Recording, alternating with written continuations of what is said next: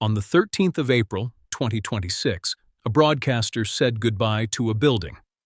Joe Bowen, the play-by-play voice of the Maple Leafs, called his final home game that night, and every camera in the arena was pointed at the gondola. Down at ice level, a 24-year-old from Richmond Hill was playing his first NHL game. Nobody planned that. The Leafs were out of the playoffs. The season had nothing left in it.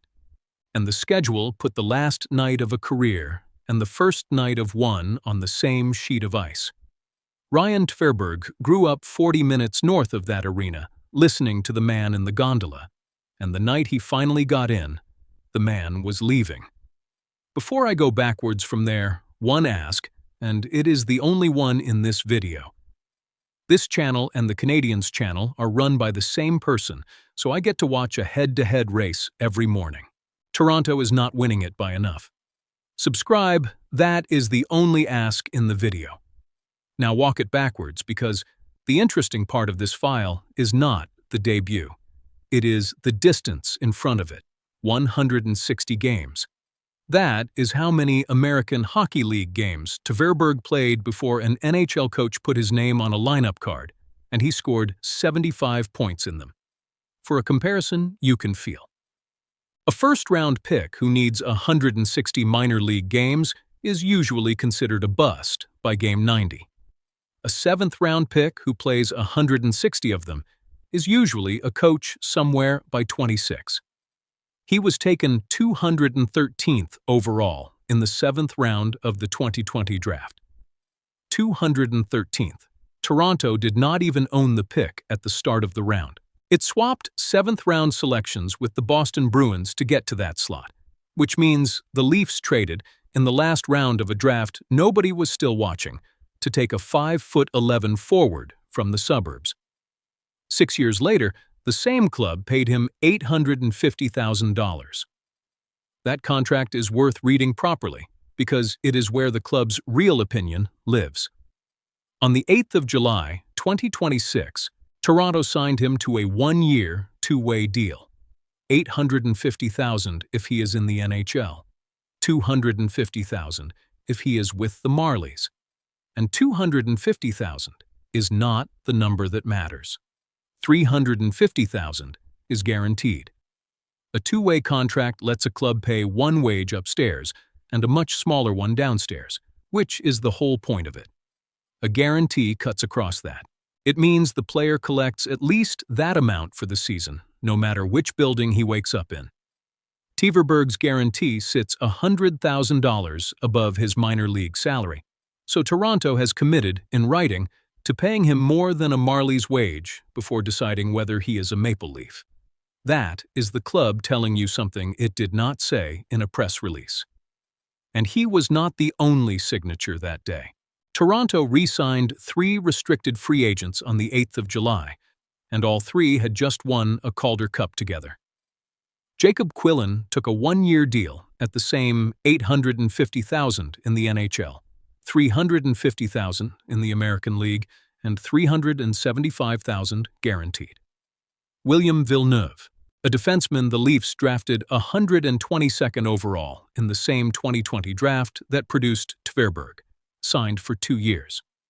3 players, 1 afternoon, 1 message.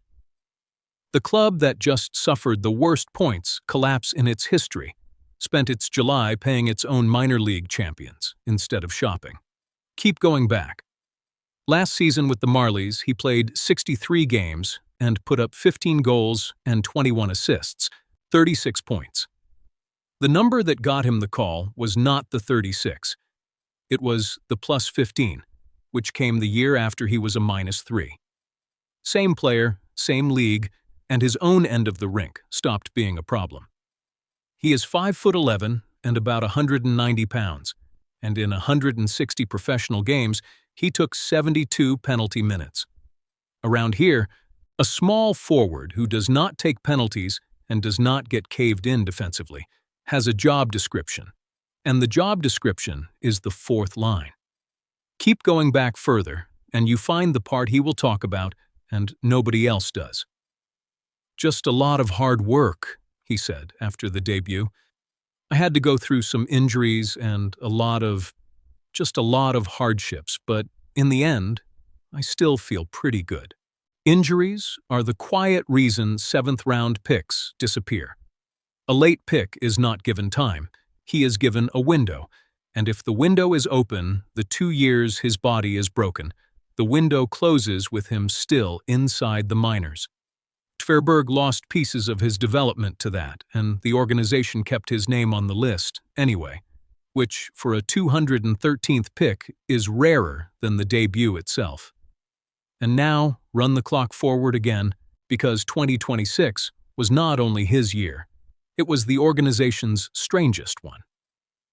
The Maple Leafs finished 32-36-14 for 78 points, 8th in the Atlantic, out of the playoffs for the first time since 2015-16, after the largest single-season points collapse in franchise history at -30.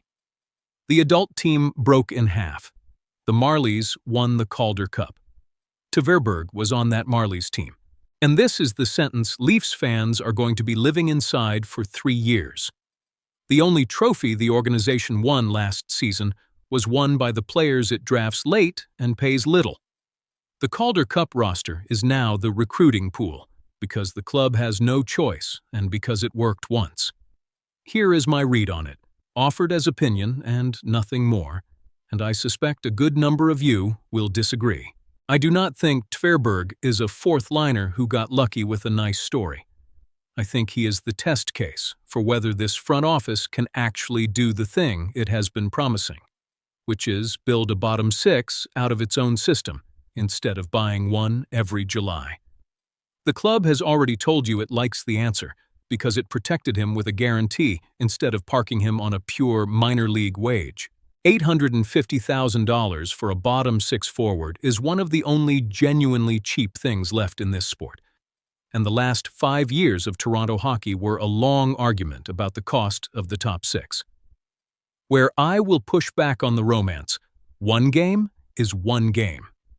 He has an NHL debut, not an NHL career, and the thing he is competing against is not another prospect. It is a general manager's instinct to sign a 31-year-old with 300 games on his resume every time the fourth line looks thin. That instinct is what kept the AHL leading scorers of the last decade in the AHL. If Tverberg loses this job, he will lose it to a signing, not to a scout's evaluation. Watch one thing this season, and it is not his point total.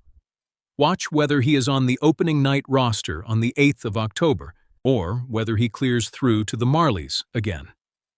A 24-year-old on a one-year deal with a guarantee is a player the club is deciding about right now, not developing. If he starts the season in Toronto, the guarantee was a signal. If he starts it in the AHL, the guarantee was a raise for a Calder Cup. And those are two very different sentences. And watch who Jim Hiller puts him beside. A checking forward's whole season is decided by the two men he skates with, and a new coach with nothing to protect is the best chance a seventh-round pick will ever get. So tell me where you land. Is a 213th pick with one NHL game and a Calder Cup ring an actual answer for this team's fourth line?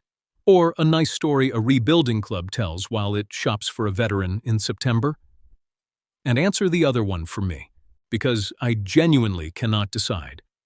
If you had one night in the NHL and it happened to be the night Joe Bowen said goodbye, would you remember your own debut at all? Every comment on this one gets read.